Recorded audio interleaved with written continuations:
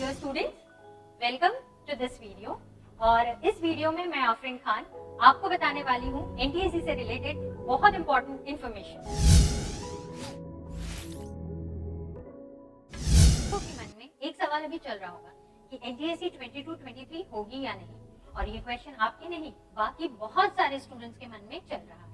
तो इसी क्वेश्चन का आंसर लेके मैं एनटीएससी गुरु टीम की तरफ से आपके सामने आई हूँ एंड आई होप कि ये क्वेश्चन का जो मैं आंसर आपको दूंगी और जो एविडेंस प्रोवाइड करूंगी उसे देखने के बाद ये वीडियो के एंड तक आपको इस बात को लेकर तसल्ली हो जाएगी कि एनटीएससी कहाँ पे होल्ड किया हुआ है, प्लस आप मोटिवेटेड रहोगे अपनी प्रिपरेशन करने। लेकिन move ahead and see, NTSC exam जो है वो अब एक रिवाइज फॉर्मेट में होने वाली है। कुछ ऐसे एविडेंस आए हैं जिनसे हमें ऐसा लग रहा है कि एनटीएससी कैंसिल हुई है। तो let me clear you this कि एनटीएससी ने कहीं पे भी ऑफिशियली ये डिक्लेयर नहीं किया है कि NTSC has been cancelled. They have always mentioned it is on hold. तो उन चीजों को लेके मैं कुछ क्लैरिफिकेशंस दूंगी, कुछ वेबसाइट्स जो ऑफिशियल वेबसाइट्स हैं उनके लिंक्स प्रोवाइड करूंगी जिससे आपको ये इंफॉर्मेशन मिलेगी कि एनटीएससी का क्या स्टेटस है। Let's talk about the recent circular जो अभी रिलीज हुआ था 30 सितंबर को। उसके अंदर क्लियरली मेंशन्ड है कि एनटीएससी की जो स्कीम है वो अप्रूव थी 31 मार्च 2021 तक, और उसके बाद उसके ऊपर कोई अप्रूवल नहीं आया है। पर अगर आप उस लाइन को सही से पढ़ेंगे, the further implementation of the scheme in its present form, in its present form means जो एनटीएससी एग्जाम जिस पैटर्न पे चल रही थी उस फॉर्म के लिए अप्रूवल नहीं आया है। इसका मतलब ये नहीं हुआ कि एनटीएससी कैंसिल हो गई, इसका मतलब ये हुआ कि इसका कोई नया फॉर्म आ सकता है। Let's move ahead. इसके पहले वाले सर्कुलर पे हम जाते हैं। ये सर्कुलर हमें 15 दिसंबर को मिला था जिसके अंदर ये मेंशन किया गया था कि एनटीएससी जो 16 जनवरी को होने वाली थी उसे पोस्टपोन किया गया है, और रीजन मेंशन था एडमिनिस्ट्रेटिव रीजन। यहाँ पे भी रीजन दिया गया administrative. Now let's talk about कि उसका जो रीसेंट फॉर्म और एडमिनिस्ट्रेटिव रीजंस जो है वो क्या है। ये एनसीईआरटी की ऑफिशियल वेबसाइट है जिसमें आप एनटीएससी का पेज ओपन करेंगे तो सबसे लास्ट में आपको ये मिसलेनियस दिखाई देगा।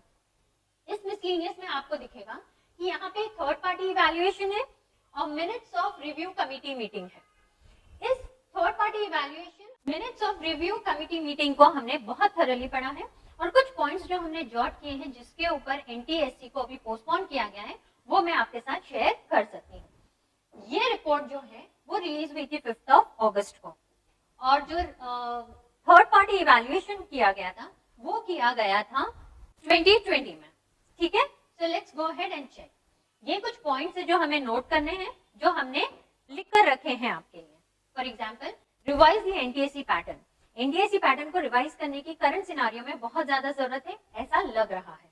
अब उसके रिवीजन करने के लिए क्या क्या चीजें हैं ये उस इवैल्यूएशन में बहुत क्लियरली लिखा गया है। उसकी पूरी रिपोर्ट है, कौन से पॉइंट्स है, क्या सैंपल है, क्या डेटा है, इनके ऊपर बात की गई, और उन सैंपल और डेटा में से कुछ पॉइंट्स को हमने निकालकर यहाँ पे आपके सामने लेकर आए। इनफैक्ट हमने यहाँ पे ये भी मेंशन किया है कि कौन से पेज से ये पॉइंट उठाया गया है और पॉइंट नंबर भी डाला है, ताकि आप लोगों को कन्वीनियंटली आप लोग इन चीजों को चेक कर सकें। Very first point is national talent tapping is important. NTSC जैसी एग्जाम को कभी कैंसिल किया ही नहीं जा सकता, उसे किसी और फॉर्म में दिया जा सकता है, क्योंकि नेशन भी तो चाहेगा अपने टैलेंट को टैप करना, so it is very important. Apart from that, creating awareness for exam. ये देखा गया है कि इस पर्टिकुलर एग्जाम का जो बेनिफिट है वो सिर्फ अर्बन एरियाज में ज्यादा लिया जाता है।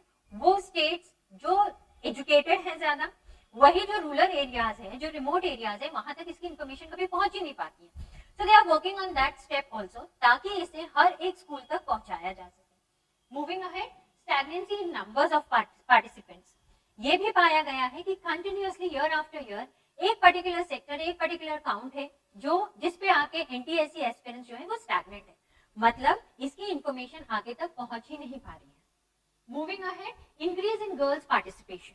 ये भी देखा गया है कि count of girls as compare to boys बहुत ही कम है, और जब हम रिमोट एरियाज में चले जाते हैं वहां जाने के बाद तो बहुत ही कम हो जाता है पार्टिसिपेशन लेवल ऑफ गर्ल्स का। Now conducting exam through online portal and increase exam centres. ये भी एक दिक्कत देखी गई है कि जो ऑनलाइन पोर्टल है ये इसलिए कहा जा रहा है कि ऑनलाइन पोर्टल पे एग्जाम दिया जाए, ताकि जो स्टूडेंट्स रिमोट एरियाज में जहाँ सेंटर्स बहुत दूर आते हैं तो बच्चे वहां तक पहुंच ही नहीं सकते, पेरेंट्स उन्हें ले जा नहीं पाते हैं, तो वो एग्जाम नहीं दे पाते। इसलिए ये प्रोविजन करवाया जाए कि ऑनलाइन एग्जाम ली जाए। अगर ऑनलाइन एग्जाम नहीं ले सकते हैं तो एटलीस्ट एग्जाम सेंटर्स जो है उसको बढ़ा दिया जाए। Next point is revising scholarship amount. अगर आप ये रिपोर्ट पढ़ेंगे तो आपको समझ में आएगा 2014 और 2015 में लास्ट स्कॉलरशिप अमाउंट रिवाइज किया गया था, दैट इज 1250 प्लस एंड 2000। उसके बाद से लेकर अब तक वो रिविजन नहीं हुआ है, so they are looking forward to revise it to 3000 and 5000। Then synchronising stage 1 exam syllabus and registration process. हर स्टेट, आप लोग ये जानते हैं कि हर स्टेट अपने अपने लेवल पे स्टेज 1 एग्जाम कराती है, सबका सिलेबस अलग होता है, सबके एग्जाम लेने का तरीका और रजिस्ट्रेशन करने का तरीका वो भी अलग होता है। इसके वजह से क्या है कि जब स्टेज 2 के एग्जाम के लिए बच्चे आते हैं तो उन लोगों के रजिस्ट्रेशन को लेकर बहुत प्रॉब्लम होती है, जो स्टेज 2 लेवल पे जाके मैनेज करना काफी डिफिकल्ट हो जाता है। तो उस चीज को एक सिंक्रोनाइज करने की कोशिश की जा रही है।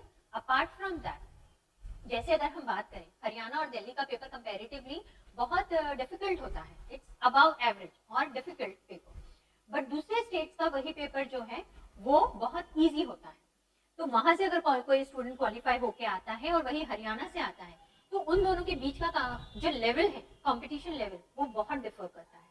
हो सकता है कि उस चीज को भी हम एक जगह पे, एक प्लेटफॉर्म पे लाने की कोशिश कर रहे होंगे।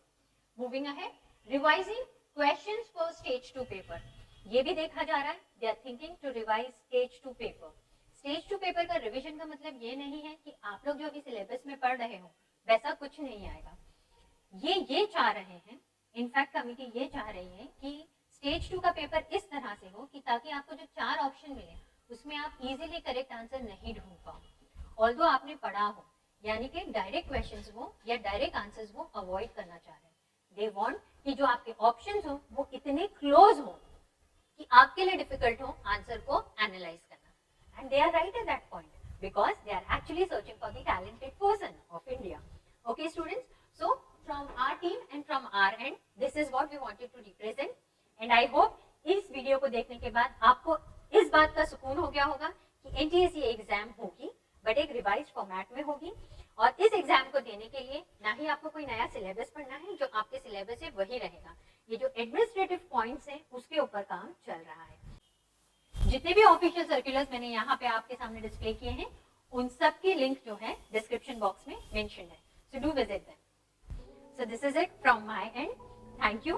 Do like, share and subscribe to our channel. Thank you so much. Have a great day ahead.